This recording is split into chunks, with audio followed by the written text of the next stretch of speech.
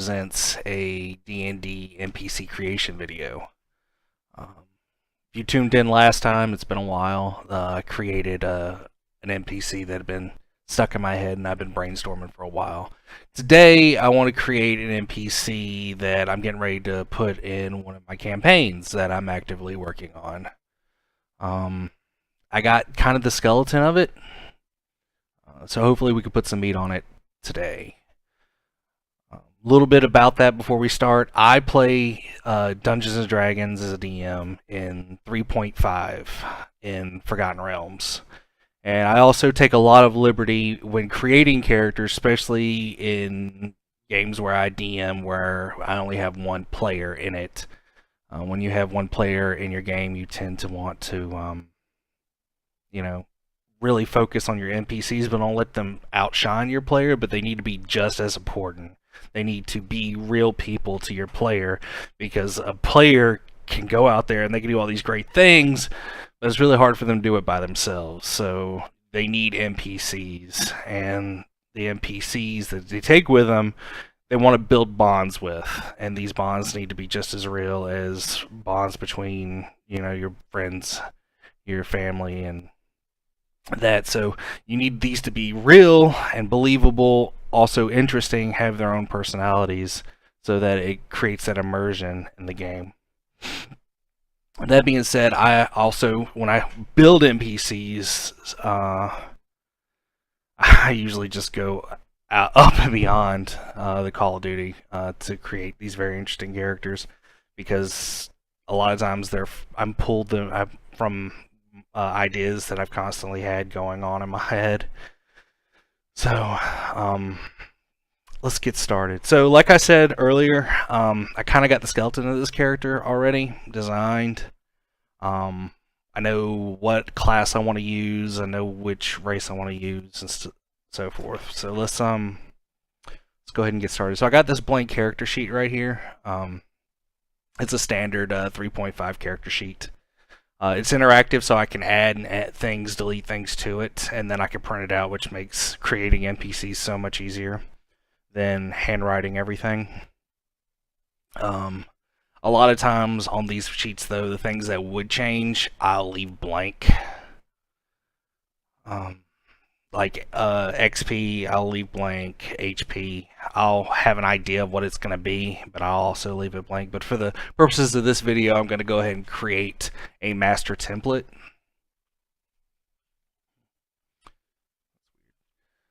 So let's get started. So I know that I want this character to be a lizard folk. I got this this concept in my head of this blind lizard folk who but he has like a scar, an X scar that goes all the way down through both of his eyes, and he's permanently blind because of this. He's also an outcast amongst his clan. Basically, he's an outcast who's been shunned out of his clan. So he wanders the swamps, and he eventually wanders out of where he's from, and where I decided him to be from, because where the campaign is the campaign is currently in the green fields right here in Faerun. So I was like, well, I could have him coming from the Snakewood, and I was like, I kind of want him to have traveled a little further to get a little more life experience. So I decided that he's going to be from a lizard folk clan here in the Marsh of Toon, and has traveled all the way down here. But the NPC, the character, meets this NPC when she rescues him from imprisonment. He ends up getting ambushed by a bunch of Gnoll, and they take them back to this cave where he's going to be sacrificed. So the PC will get there and she'll rescue him, but then she'll decide, whether or not to kill this NPC or to let this NPC live. And if she lets this lizard folk live, he'll create an Majek, which is draconic for a blood debt. Actually means blood giving, but it's the closest thing that I could find to what a blood debt would be. So he ends up going into a blood debt with the particular PC. If she chooses to spare his life. I mean, most people would see a lizard folk, it's a monster, kill it. If you roll a knowledge nature check, chances are, or knowledge local, you'll hear all these bad tales of lizard folk raids. And anyway, I don't want him to be an evil lizard folk. For the purpose of this, I think his alignment is going to be neutral good. I think that's a really good alignment for the alignment of the PC as well as where I want this story to go. Because not only is this NPC going to be interesting to the campaign, also this NPC will be able to give in the time when I need to a vital piece of information that the PC doesn't have. And that has to do with the Lizard Folks class, which we'll get to in a minute. So, the campaign is currently taking place in here in the Greenfields, and he is from, or his clan is from the Marshatoon, and he traveled all the way down here. So, that's to give you an idea, that's where this campaign's taking place. This is kind of his backstory, is that he's a blind lizard folk from Marshatoon. He was outcasted and thrown out as a clanless. He was attacked by several of his tribesmen, and that's why he's blind. He has scars all over his body. Other than that, I wanted him to have like the standard green scales that the lizard folk tend to have, but like gray scales that are kind of like over that to show that he's a little older, as well as he still has he has a hard time molting because he's blind. And because he's blind, I took the liberty and I played around with a couple of feats, and when we get to putting him in, I'll rebalance it as we go to see how well this is going to fit. My NPCs tend to be a little stronger, and like I said, I take the liberties, as any good DM should. The rule books are just a guide. No one should, strict religiously to any book or any rule. The DM's job is to balance the game out as well as create the world and everything. Or at least that's what a good DM should do. So, let's get back to character creator. So, I said they was a lizard folk, and we're going to use these right here from Races of Faerun.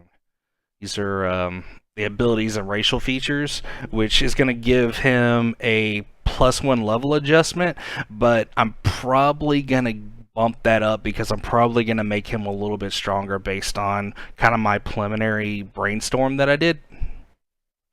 His level adjustment is probably going to come out to a +2. And for the purpose of this campaign, right now the PC is level 3. And the difficulty is scaled up a little more because she's currently traveling with a level 5. So I think for the purpose of this character and the level adjustment, I'm going to go ahead and make him a level 5 as well. We're just going to have to see how that goes. So, the interesting quirk about this character is obviously the class. So the class that I have chosen, and the reason why I chose this class is I've never played with this class before, never really used it before, and that hook that I said that's going to be information that the PC needs later, this class is a big part of that. So, the class that I've chosen is the Spirit Shaman from the Complete Divine book. And what Spirit Shamans are is basically that they cast kind of like a druid where they have nature divine spells, but they have a very small pool like a sorcerer would. So, that's kind of that's how they spell. That's their spellclass level. How they do it.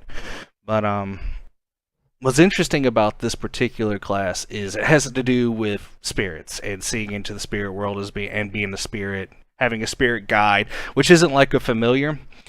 a spirit guide is basically your personification of your soul in the spirit world. And all their abilities have to do with the spirit world or dealing with spirits, which is why I don't imagine that they'd see a lot of great play in campaigns unless you were being a ghostbuster, because all their abilities really only affect incorporeal creatures and incorporeal undead. So if you're not fighting a whole lot of those, this character's probably taking a backseat to just casting spells, which is why I really like classes like this. I don't like creating characters with classes like this, because then you have to find interesting hooks to make this this class really shine.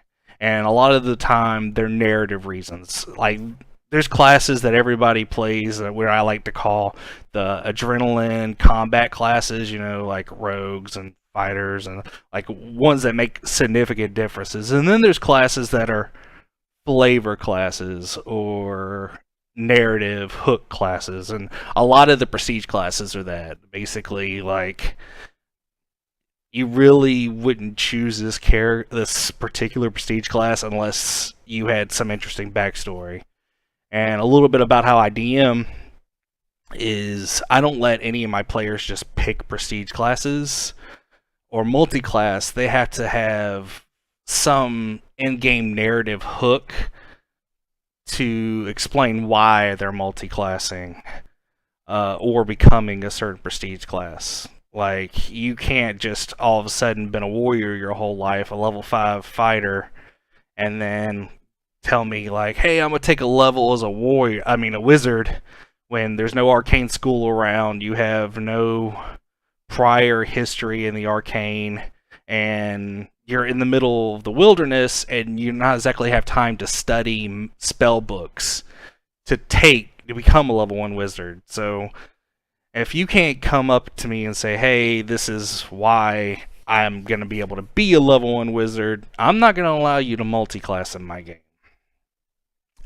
Which cuts down a lot of the problems that you hear people talk about in 3.5. Oh my god, you can just create these ridiculous broken classes.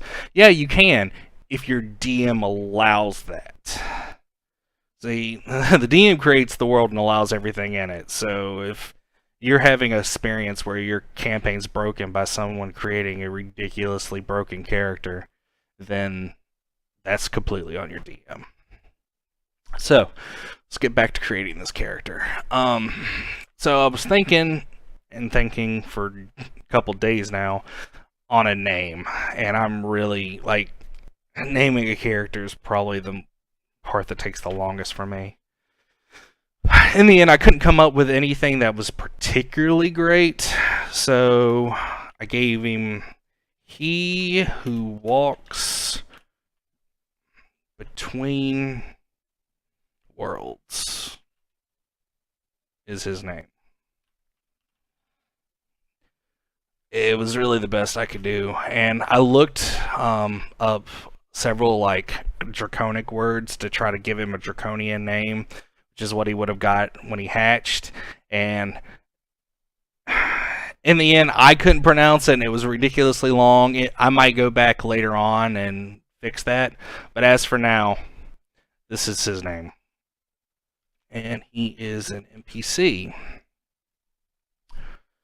He is going to be a spirit shaman. 5.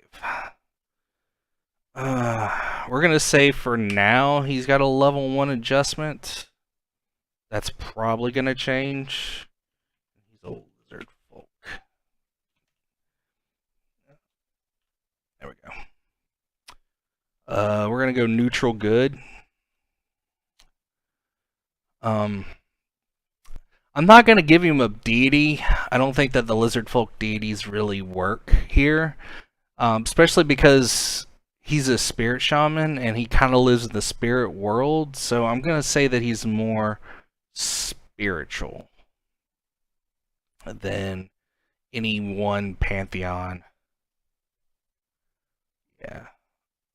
Lizard folk are medium characters. I want him to be a little older. Lizard folk tend to, let's see here. I want to say that they live to about 60, maybe older. I don't know.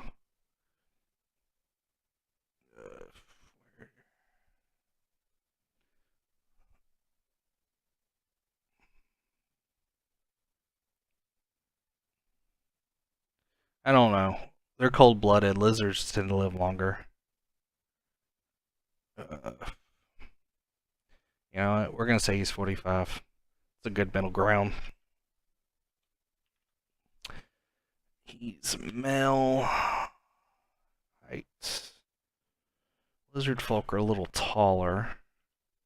I'm gonna say he's 6'8", almost 7 foot.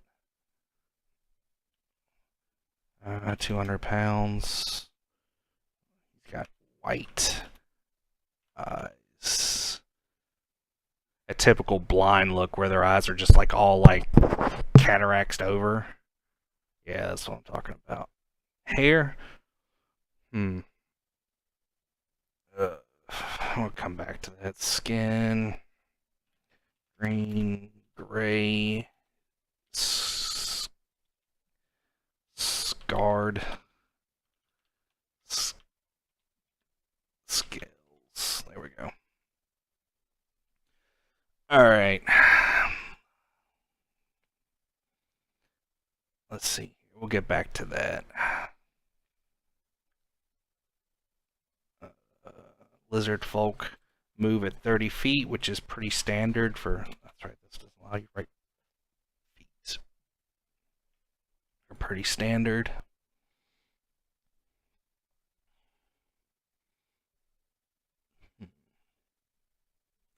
Alright, let's get to the meat of this. Alright.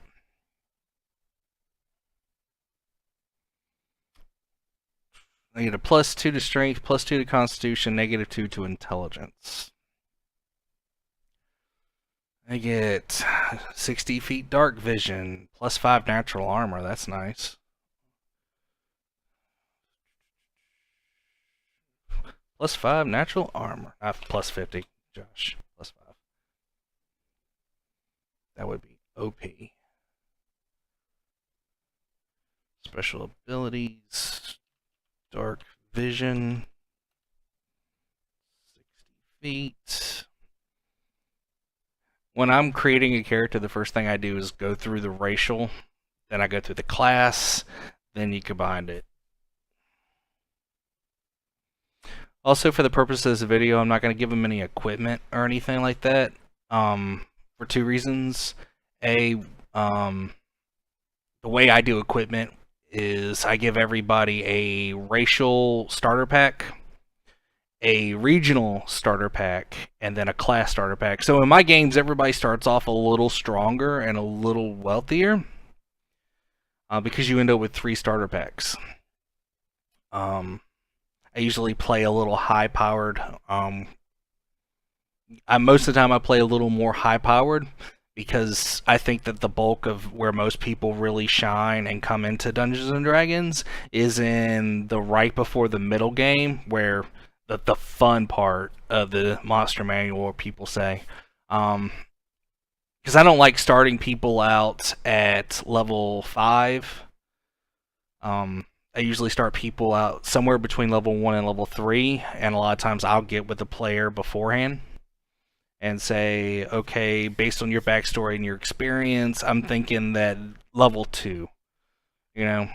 And because I don't usually play in big groups, not to say I haven't, it's okay if there's level disparagement between your players. As long as you can balance and make everybody shine, that's the most important part. It doesn't matter if someone's a level higher than you or whatnot. As long as you shine, everybody has the ability to shine in the game, and everybody's having a good time. So, we get a +4 racial bonus to balance, jump, and swim. We'll get back to that. Plus 2d8 racial hit die. +1 base attack bonus. +0 fort, +4 reflex. plus 0 will.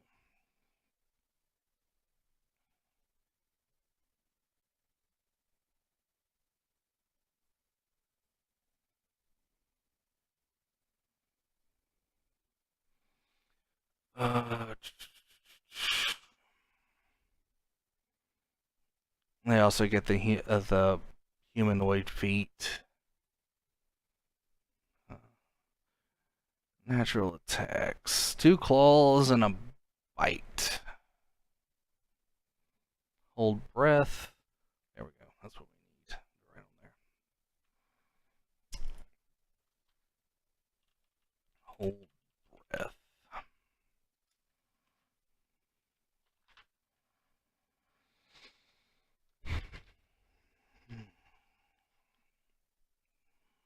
Alright. We'll get to the math part of this here in a minute.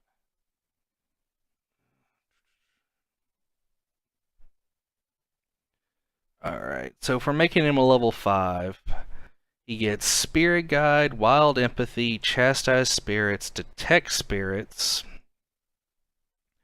Blessing of the Spirits, and Follow the Guide.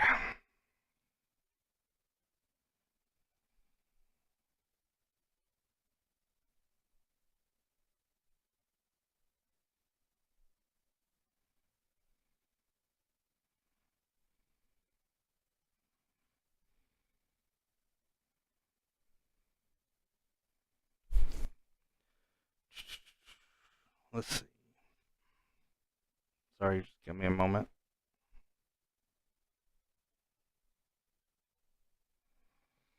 Alright, so Spirit Guide. So I was looking at this when I was, brainstorming this character, and I think I'm gonna change a little bit of this. So, Spirit Guide. All spirit shamans have a spirit guide, a personification of the spirit world. In some sense, the spirit shaman and her guide are one being, both knowing and seeing and experiencing the same things. Unlike a familiar, spirit guide is not a separate entity from the spirit shaman. She is the only one who can perceive the interact with her guide. It exists inside her own mind and soul. The spirit guide confers great awareness of her surroundings and grants her the alertness feat. The spirit guide grants additional abilities at 5th and 10th level. See Follow the Guide and Guide Magic. So, and the way I'm going to tweak this is, so the spirit guide gives him alertness. So that means that the spirit's guide can sense things around them. I'm thinking that I'm going to use the spirit guide to be his eyes. So even though he's blind, he has the ability to see the spiritual entities around it. And everything gives off spiritual energy. So basically, he sees the world not in color and not in, object permanence, but in auras and intent. So basically, I'm gonna play with this whole. I was playing with this whole blind sight feature where he has blind sight, and because of his spirit guide. I mean, I know that the book says that the spirit guide, both knowing, seeing, and experiencing the same thing. So if he was blind, I mean, technically, I'm guessing the spirit would also be blind, but then he couldn't grant awareness. So this is where I'm going to DM this, and I'm going to cut it into small pieces, and I'm going to say that the spirit guide grants him the ability to have blind sight and be able to see auras around him, giving him the ability to make sense motive checks, spot, search, basically to see as if he had sight. I had to put some tweaking on it and probably drop it down to about Um, drop it down to about 30 feet.